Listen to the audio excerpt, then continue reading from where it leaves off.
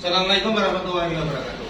Waalaikumsalam warahmatullahi wabarakatuh. Hari ini kita akan mencoba mata pelajaran baru, yaitu tentang coding dan kecerdasan artifisial. Ini mata pelajaran pilihan, bukan mata pelajaran wajib. Jadi hari ini kita mencoba untuk materi coding dan kecerdasan artifisial. Untuk mata pelajaran pilihan ini, coding dan kecerdasan artifisial ini dimulai dari kelas 5 dan 6. Kalau SD kelas 5 dan 6, kalau nanti di SMP itu dari kelas 1.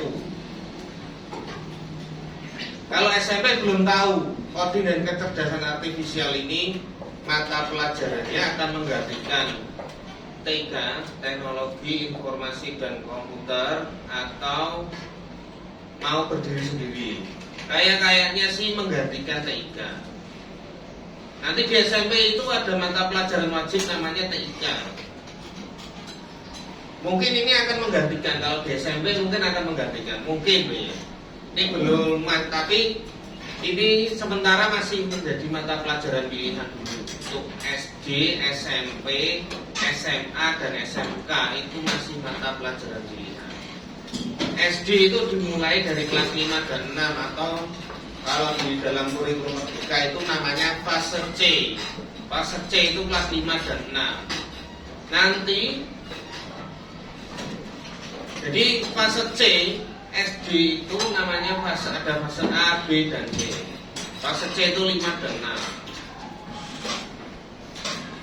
Menyinggung sedikit tentang ujian tes kompetensi akhir atau TKA nanti, atau tes kemampuan akademik. Itu nanti fasenya fase C, dari materi kelas 5 dan 6, bukan materi dari kelas 5. Materinya kelas 5 dan 6. Wah, ini kalau kelas SD itu fase C itu berarti ya kelas 5 dan 6. Itu kalau kurikulum merdeka. Untuk coding dan kecerdasan artifisial untuk fase C ini jangan dibayangkan kita itu kayak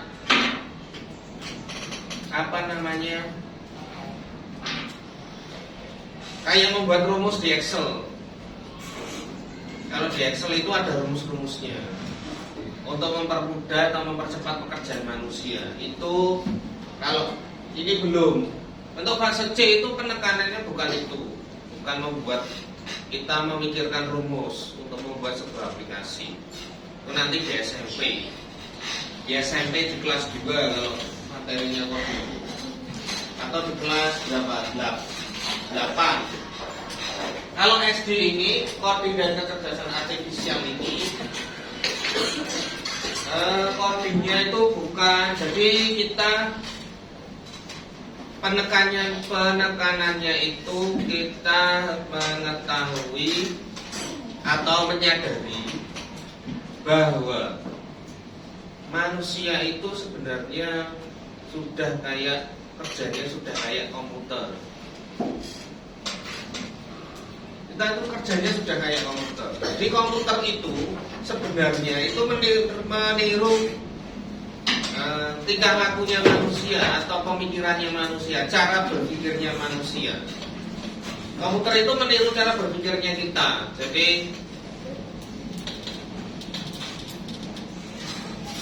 Jadi untuk fase C ini hanya untuk menyadarkan kita bahwa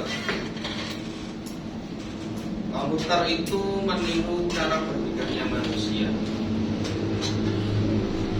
Itu penekanannya untuk fase C.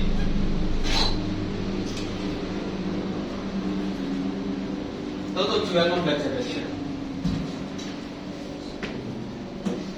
Tujuannya yang satu alur kerja, program kerja, dan instruksi logis dalam bentuk sederhana.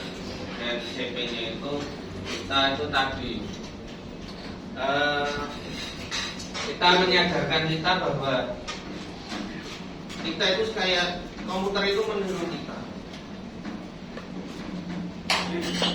kita dalam kehidupan sehari-hari. cara berpikirnya komputer itu kayak kita. Jadi kalau kita heran sama komputer yang sekarang namanya AI kok bisa cerdas, itu sebenarnya kayak kita. AI itu semakin banyak data yang dia miliki, dia semakin cerdas. Sama seperti manusia, semakin pengetahuan kita semakin banyak, ya kita semakin bisa menjawab semuanya kayak AI. Jadi yang pertama itu berpikir komputasional. Jadi berpikir komputasional itu berpikir seperti komputer. Itu hanya istilah aja ya. Berpikir komputasional itu bahwa kita itu berpikirnya seperti komputer. Jadi menyadarkan kita bahwa kita itu berpikirnya sudah kayak komputer sebenarnya. Berpikir komputasional itu dibagi ada 4 hal yang penting dalam berpikir komputasional. Yang pertama dekomposisi. Dekomposisi adalah memecah masalah besar menjadi masalah-masalah yang kecil, yang lebih sederhana yang dapat diselesaikan. Jadi permasalahan yang besar dipecah-pecah menjadi permasalahan kecil-kecil. Contohnya apa?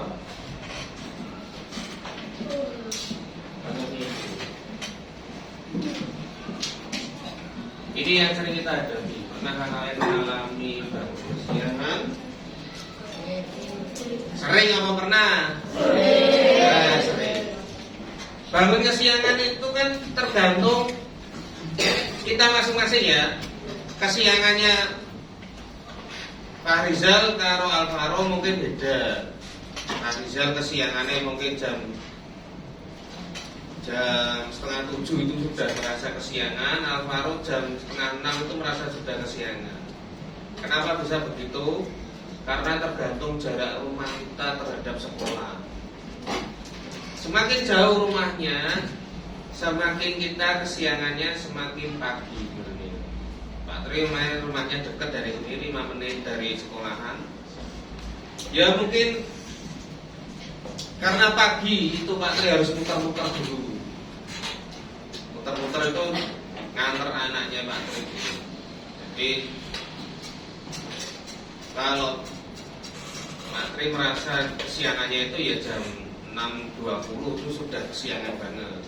Karena Pak Tri harus ke SMP 13 dulu. Jarak rumah ke SMP 13 itu 10 menit. Kalau PP berarti berangkat 10 menit, pulang 10 menit. Berarti totalnya berapa? 20 menit. Jadi harus butuh 20 menit untuk nganter aja ke SMP 13. 20 menit kalau 6:20 tambah 20 kan berarti sudah 6:40. Jadi sudah siang. 6:40 kembali ke rumah, ambil yang TK. Itu. Sekarang ini permasalahannya. Sekarang ada pertanyaan. Baik. Itu tadi permasalahan kesiangan, ini ada pertanyaan. Yang pertama, kenapa bisa terjadi dan seterusnya itu nanti. Sekarang kalian menulis dulu, menulis menjawab pertanyaannya itu. Nanti kertasnya jangan dibuat.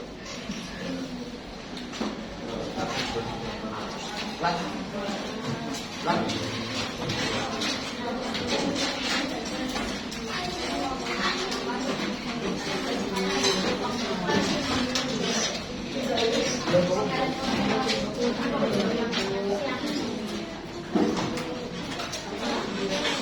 Jadi nanti itu sudah dijawab. Jawab dulu.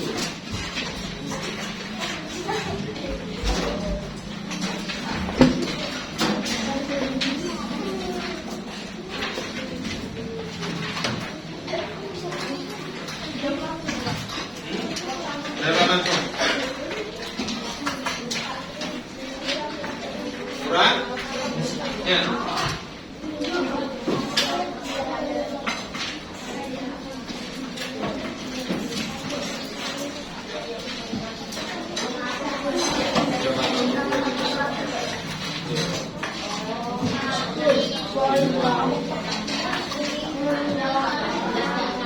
Ya, nggak usah langsung dijawab.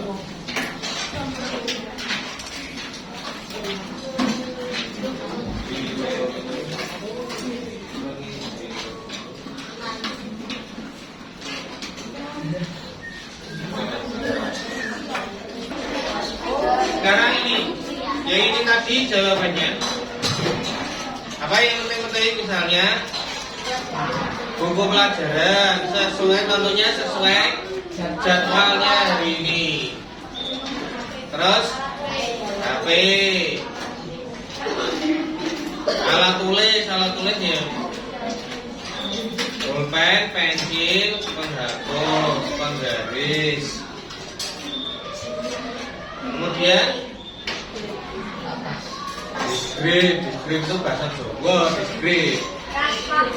diskrip itu bahasa Indonesianya apa? Tepa. Iya, bahasa Indonesianya tepa. Diskrip itu bahasa Jawa, tepa itu bahasa Inggris. Apa tepa bahasa apa? Indonesia.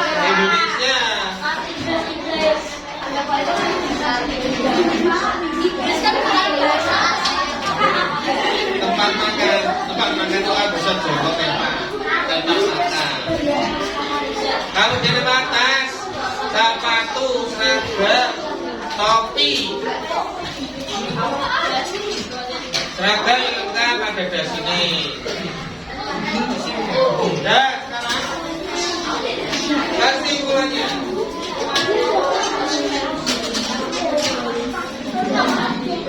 Kesimpulannya itu pola adalah susunan yang berulang dan dapat diprediksi atau diprediksi. Dua, algoritma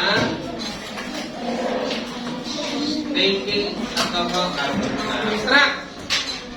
Memilah hal-hal yang penting. Tujuannya apa? Kita mengenal pola tadi, dengan mengenal pola kita akan sudah menyelesaikan masalah.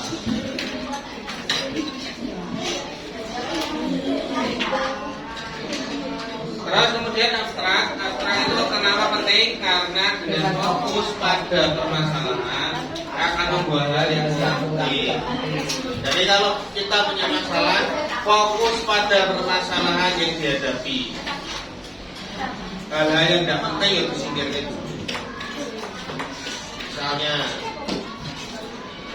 Misalnya apa? Misalnya kita punya masalah tidak bisa matematika, ya fokus di situ. Hal yang tidak penting apa? Dolanan game,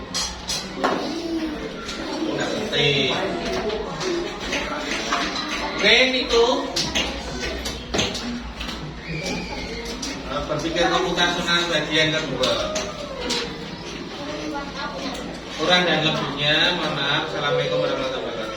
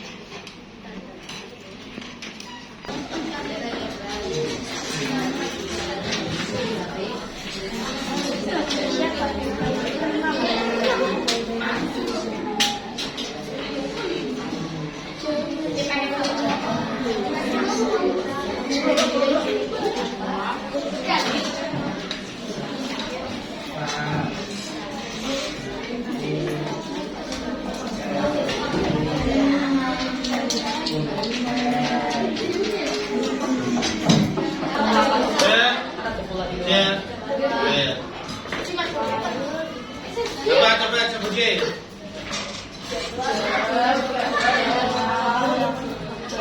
Balon. Ya, balon itu balon. Ini balon. Itu merah putih. Ya, merah putih. Terus jadwal pelajaran polanya. Jadwal pelajaran itu berpolanya gimana? Kalau tadi lampu lalu lintas, polanya merah kuning hijau. Kalau jadwal pelajaran polanya Senin, Selasa, Rabu, Kamis, Jumat. Senin, Selasa, Rabu, Kamis, Jumat, Senin lagi. Isinya kan jadwalnya Senin itu jadwalnya apa aja, jadwalnya apa saja. Itu namanya berpola. Kalau polanya sudah sering dilakukan, itu kan pasti kalian ingat toh. Pasti kalian ingat ya. Senin itu jadwalnya apa? Oh, jadwalnya Pak Tri kabeh. Senin jadwalnya Pak Tri semua. Kecuali 2 jam, jadwalnya sampai 2 jam. Bahasa Inggris.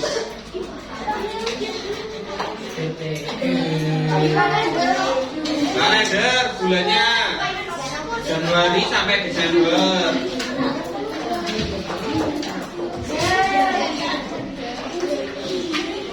Tempat duduk ini perempuan laki-laki, perempuan laki-laki. Itu tempat duduk.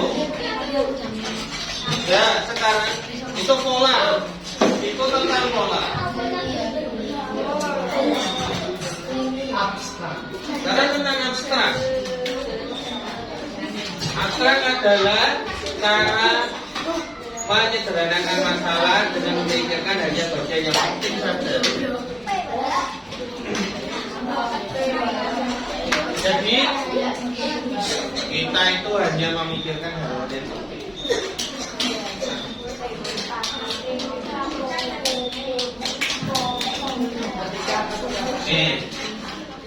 Selanjutnya bahasa Indonesia.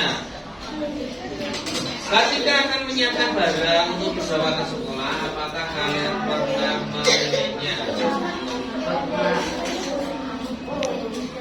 Jajan, ini dijawab. Coba ini dijawab. Apakah ketika menyiapkan pelajaran atau menyiapkan apa yang akan dibawa ke sekolah, pernahkah kalian memilih-milihnya? Nah, coba ditulis apa saja yang dibawa. Misalnya untuk hari ini, tadi malam kalian memilih-milih pelajaran apa saja. Mana yang penting, mana yang tidak penting. Mana yang ditinggal di rumah, mana yang dibawa.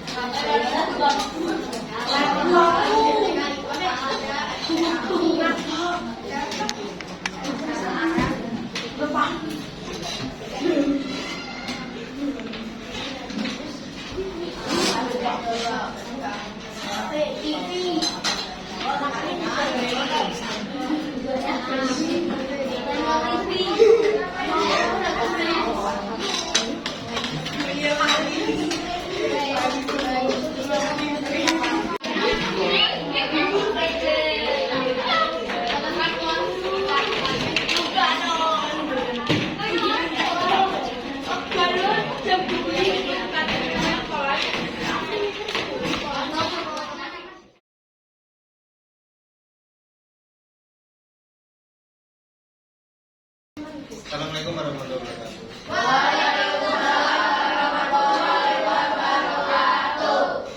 Hari ini mempelajari bagian yang kedua berpikir komputasional tentang pola dan abstrak.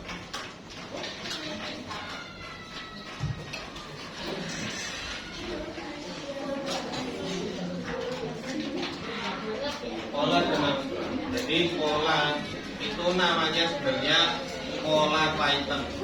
Kalau di dunia komputer, di dunia coding itu namanya sebenarnya pola Python. Tapi biar gampang kita nyebut aja pola. Pola Python itu yang menemukan pola atau yang namanya seorang Python. Pola adalah susunan yang berulang dan bisa diprediksi. Jadi pola itu dia itu berulang, kita bisa tahu selanjutnya itu apa. Itu pola. Dengan mengenali pola, kita bisa lebih mudah memahami sesuatu dan menyelesaikan masalah. Jadi, permasalahan kita itu ya sebenarnya hanya itu aja. Tadi contohnya yang kemarin, yang itu tadi apa? Bangun kesiangan, itu ya polanya gitu-gitu aja. Kan bangun kesiangan kan kemarin apa namanya tidak hanya sekali, kan akan kejadian terus berulang terus. Pasti alasannya bangunnya kesiangan ya berputar-putar di situ aja. Kalau udah tidurnya kemalaman, ya tidak masang alarm atau tidak dibangunkan sama orang tuamu atau orang tuamu juga bangunnya kesiangan, kan juga bisa aja. Itu namanya pola. Jadi kejadian itu berulang terus. Kita bisa tahu, saya bangunnya kesiangan karena orang tuaku juga bangunnya kesiangan. Oh, saya bangun kesiangan karena alat gak dengar sama punya alarmnya. Oh, bangunnya kesiangan karena begadang, tidur terlalu malam. Itu pola. Contoh pola. Perhatikan ini. Perhatikan ini sebuah pola. Merah, kuning, hijau, merah, kuning, hijau. Kan gitu terus. 2, 4, 6, 8, selanjutnya 10. Ya, berarti itu bilangannya loncat. Loncat berapa? Loncat 2, itu namanya berpola. Jadi kan kita tahu, itu namanya pola. Merah, kuning, hijau, merah, kuning, hijau. Terus kayak tadi bangun kesiangan. Kalau tidak bangunnya terlalu malam, kalau tidak tidurnya terlalu malam, tidak dengar bunyi alarm, orang tua juga bangunnya kesiangan, pastinya hanya berputar-putar itu aja. Pola itu bisa teratur, bisa tidak teratur.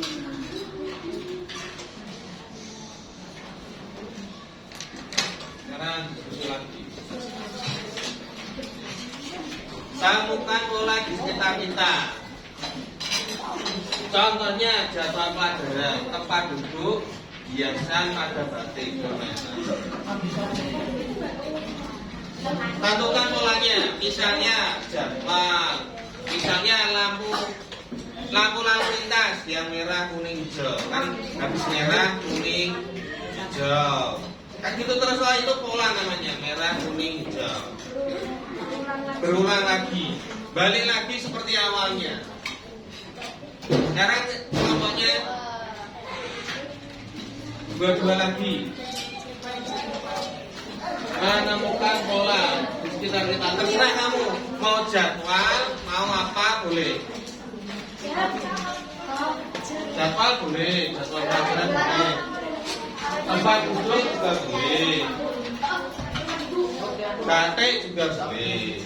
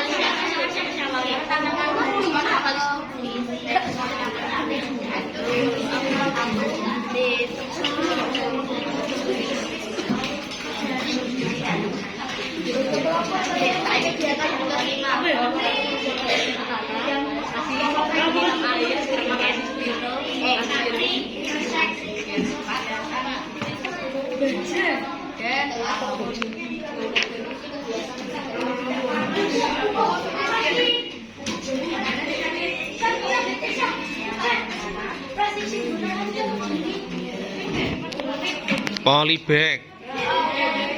Piye? Gimana? Boleh nggak dibikinnya menjadi ring?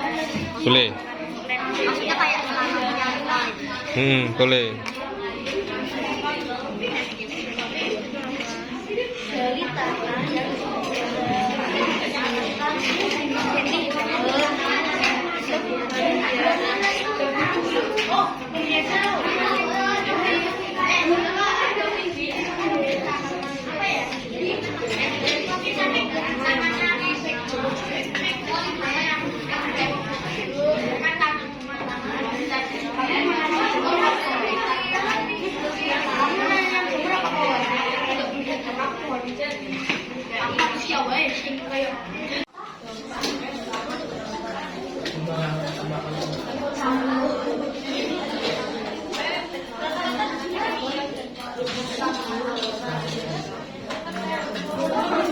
Ayo, siap belum?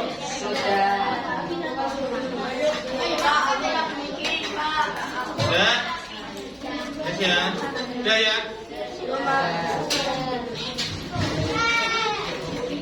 Baca, baca. Ayo cepat Bapak. Cepat. Ayo Kek.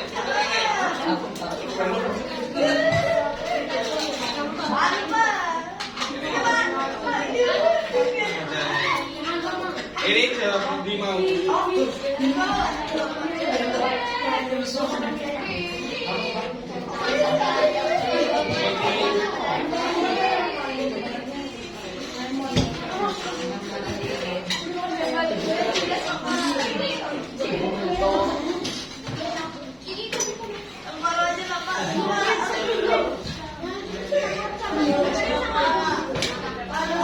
Ini saya bacakan ya dari Prawayasan.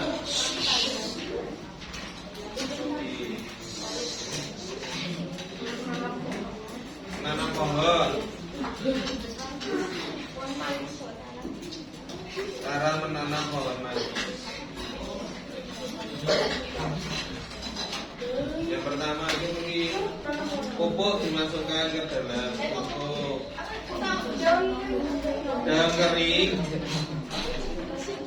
masukkan ke dalam tanah, terus dicampur. Berarti ini dicampur. Daun kering dicampur dengan tanah, masukkan ke dalam polybag. Dan di polybag dicampur sama daun kering. Ya, terus dimasukkan ke dalam, masukkan ke dalam tanah, terus disiram.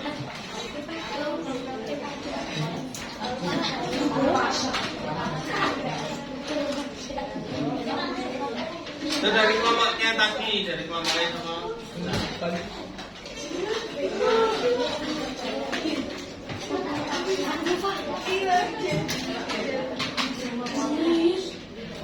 Kok Aris? Aris, baca Aris. Dibaca saya itu sedapatnya cepet.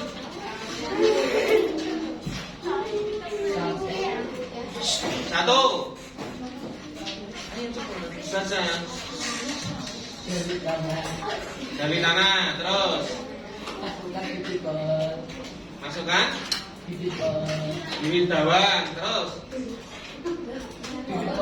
bibit pohon, terus kasih pupuk, tutup lagi dengan menggunakan tanah, air disiram 2 kali sehari. Rata-rata tadi kita lihat sama ya.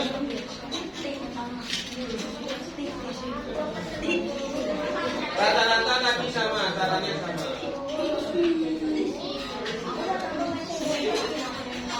Ini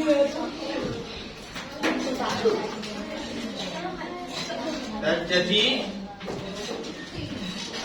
menanam pohon. Contohnya tadi itu kan kita menanam pohon. Menanam pohon, menanam jamur, menanam sembarang, menanam bibit apa saja. Ternyata dibagi menjadi 3 tahap. dibagi menjadi 3 tahap. Tahap pertama itu persiapan. Pasti kita harus menyiapkan dulu, menyiapkan bibitnya, menyiapkan tanahnya, menyiapkan pupuknya, menyiapkan pohon bibitnya tadi, media tanamnya disiapkan. Setelah semuanya siap, kita akan melakukan prosesnya, yaitu menanam. Prosesnya itu apa? Menanam. Yang pertama kasih dibagi, terus masukkan bawah ke dalam lubang, tutup kembali dengan tanah, kemudian disiram. Itu kan, jadi kalian kan nulisnya hanya prosesnya saja. Padahal yang kita lakukan itu ada tahap persiapan. Itu ya, berarti kan kita sebenarnya kita kan menyiapkan dulu, beli dulu bibitnya, cari bibitnya. Ya kan sudah disiapkan, kemarin filter kan berarti sudah disiapkan. Ya dari sana, berarti sana itu sudah melakukan persiapan.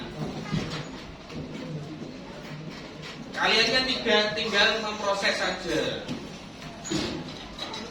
tinggal menanam saja. Kemudian hasil yang diharapkan itu tanamannya kan tumbuh subur, tinggi, bermanfaat, kan seperti itu. Hubungannya apa dengan komputer 3 tahap ini? Ternyata ketika di komputer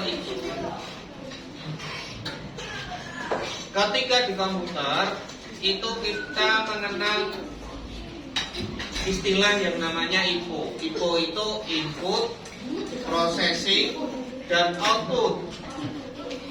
Input itu berarti tahap persiapan. Kalau di kehidupan kita itu tahap persiapan. Mau sekolah, mau berangkat sekolah kan juga persiapan.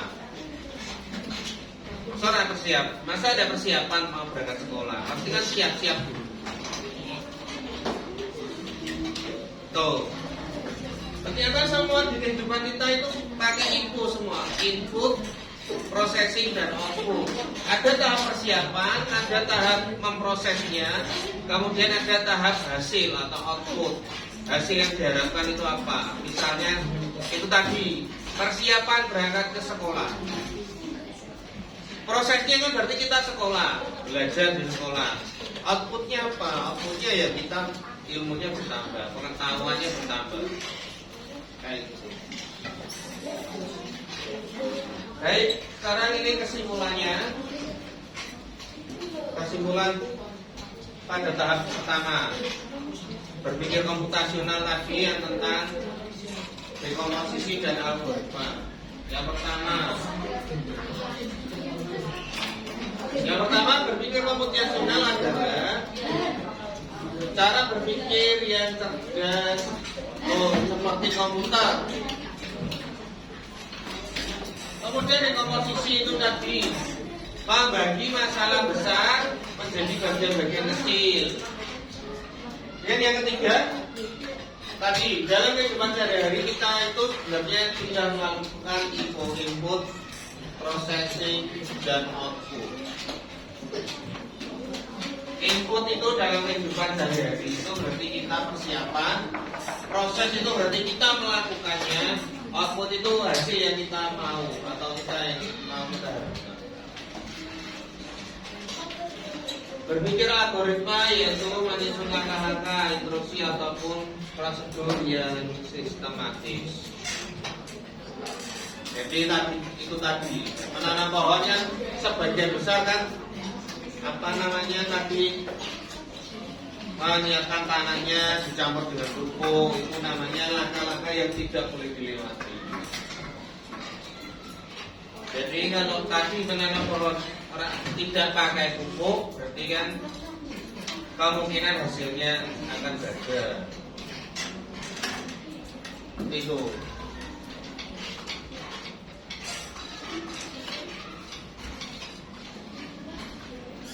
Ya itu kesimpulannya.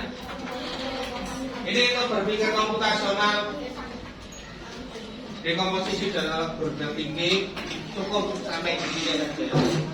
Kita lanjutkan selanjutnya nanti. Assalamualaikum warahmatullahi wabarakatuh.